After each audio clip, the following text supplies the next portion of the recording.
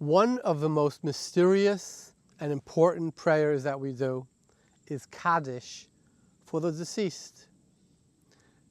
And it's a really mysterious prayer. And here's why. It doesn't mention anything about anybody dying. It doesn't mention anything about suffering. It doesn't mention anything about an afterlife. So the question is, why do we say Kaddish for the deceased? Additionally, interesting, Kaddish was written around 2,000 years ago. The first time we see it is by Rabbi Akiva, the ancient sage. He lived around the year 50 to 150, right after the destruction, or actually during the destruction of the temple. And he is the one who is the first mention of the Kaddish that we find. So what is the story of the Kaddish? So look at the first two words, Yiskadel v'Yiskadash. May God's name be magnified and sanctified. What does this have to do with the dead? So here's a possibility. Death is the moment where our world collapses. We live in a bubble. Everything seems to be working. There seems to be a reason and a logic. And suddenly there's death. And it's irretrievable. Death is forever. And it doesn't seem to be any reason for it. Like it seems to be so happenstance, so arbitrary, right? And at that moment we say, Yiskadal v'Yiskadash, right? Be magnified and sanctified. And here's what the sages tell us. We have a number of choices when things go wrong in life. One possibility is to curse the darkness. Look into the chasm, yell, holler, spit, curse, scream, right? In fact, for thousands of years, there's been a custom by some that when somebody dies, they would cut themselves. The Bible brings it, lo tiskodedu, don't cut yourself upon a death. It's a type of despair. Let me tell you a story, amazing story. Lily Lax grew up in Europe, pre-World War II, and then the entire family was rounded up one day. The Nazis came to town, put everybody in cars, put them on a train, sent them to Auschwitz. She stood there, she said, Dr. Mengele was standing on a stage, high up.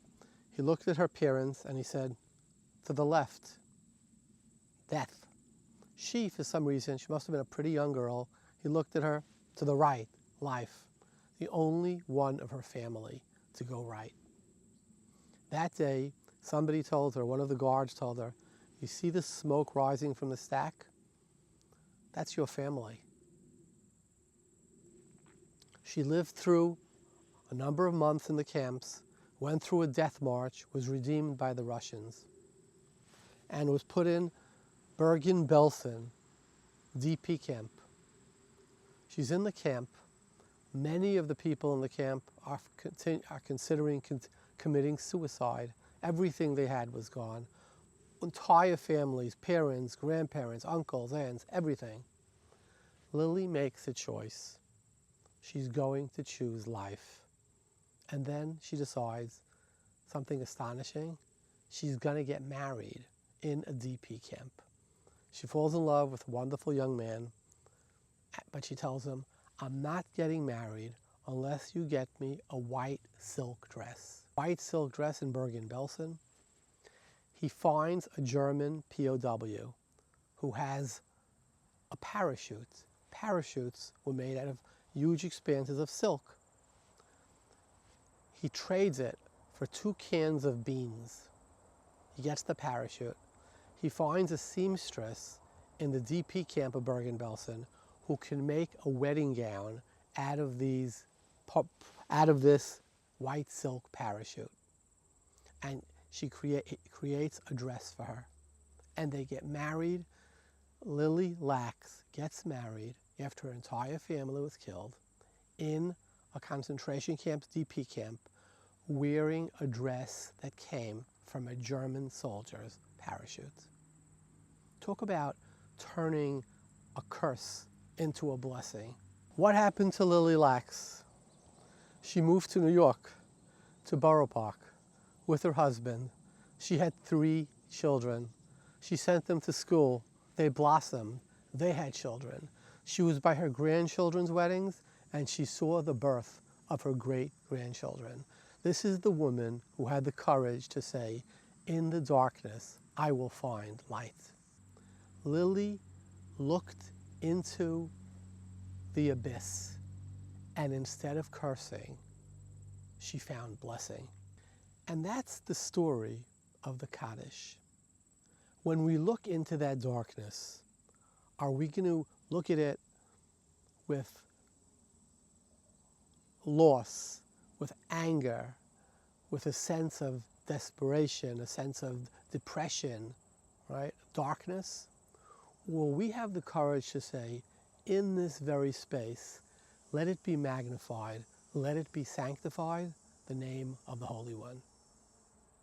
Let me, in this very space, find meaning, find blessing, find continuity. And when you think of it, the Kaddish starts with, may it be magnified and may it be sanctified, the name of God. But then as it continues, it says, may we come to a good life.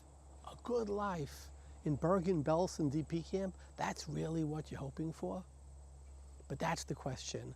How do we look at the darkness in our life? Do we look at it despair, despondent, or do we look at it, I will give this meaning? Now, why was the author of the Kaddish Rabbi Akiva? Rabbi Akiva lived at the time of the destruction. And it says, after the destruction, he and a number of rabbis were passing by the ruins of the temple, and they saw foxes running in it. And they all began to weep. And Rabbi Akiva laughed. He said, just like the prophecy that foxes will run in it have come true, so one day will come true that Zion will be rebuilt. Rabbi Akiva was unique. He was able to find the positive in the most negative situation. He's the one that founded the Kaddish. So the next time you hear Kaddish, or you say Kaddish if it's over a lost one, what's the prayer? Let me bring holiness. Let me bring light. Let me bring meaning into the darkest spaces of the universe. Let me create out of the German soldiers' weapons and armaments a wedding dress. Let me find life there. That is the story of the Kaddish.